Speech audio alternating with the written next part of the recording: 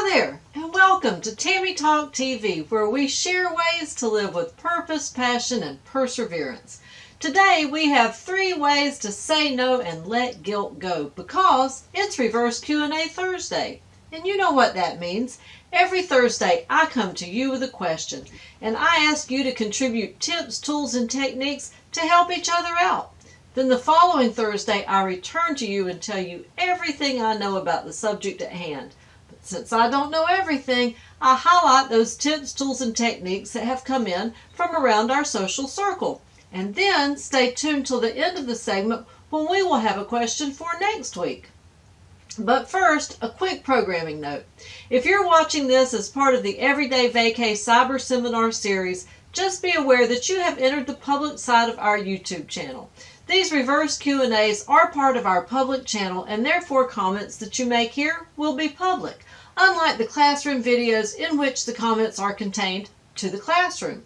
Okay, so back to 3 ways to say no and let guilt go. And the first thing is to understand that it is easier to take no for an answer than it is to give no for an answer.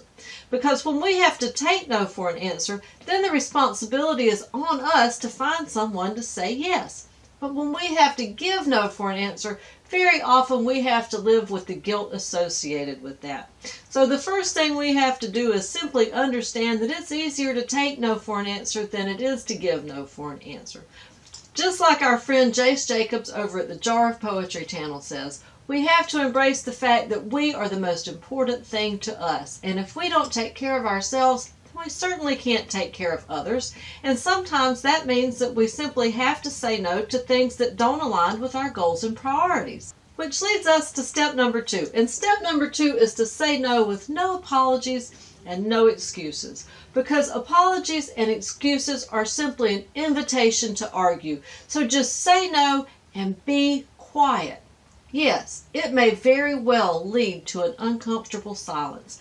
But the question there that you have to answer is, would you rather spend 30 seconds in uncomfortable silence, or would you rather spend days, weeks, months, even years stuck in a situation that you wish you had said no to? So sometimes we have to just endure a few seconds of uncomfortable silence in order to say no effectively.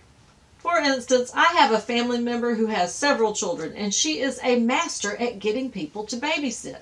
So if I say, no, I don't feel well, she'd say, that's okay, they're just going to sleep anyway. Or if I said, no, I have somewhere I have to go, she'd say, that's okay, you can take my van and I'll just take your car and they'll be fine. So no matter what excuse I present, she could always overcome that.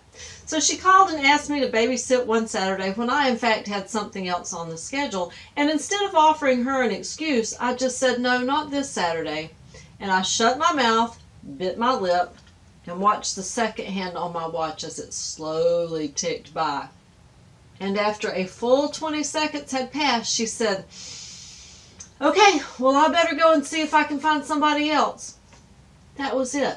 20 seconds of uncomfortable silence saved my Saturday.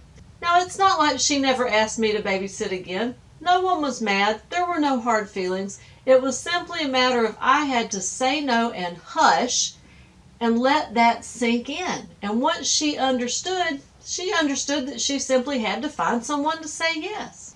It's like our friend over at the Teach Self-Awareness channel says, it's nothing personal. I'm simply following my instincts and doing what's best for me. And the best way to say no with no apologies and no excuses is to simply practice, practice, practice. So practice on little things like, can I get you some more coffee? No, thank you. Would you like to try a free sample? No, thank you. Would you like to join our mailing list? No, thank you.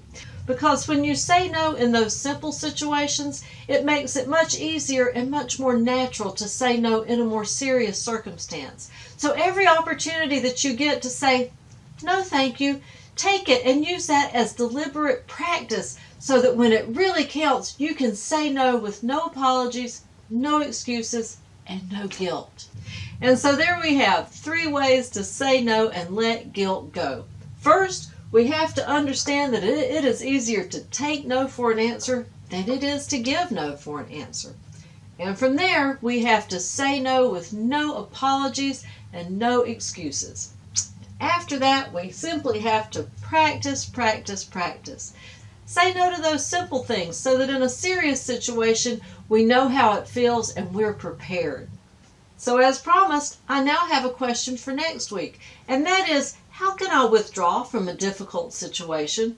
For instance, if I have failed to say no to something and gotten myself into a situation that I need to withdraw from, what's the best way to do that? Now, I have some answers of my own, but I certainly don't know everything, so I need to hear from you. You can leave your tips, tools, and techniques in the comment box below this video. However, I know if you're watching on some streaming devices, you can't get to the comment box below this video, and that's okay. Just go over to TammyTalk.com, hit that social tab, choose your favorite social media network, and comment there. We look forward to hearing from you. And remember to like, subscribe, and hit that notification bell for more. And if you're just generally tired and frustrated, check the link below for a free cyber seminar that details the causes and the cure. Okay, see you next Thursday.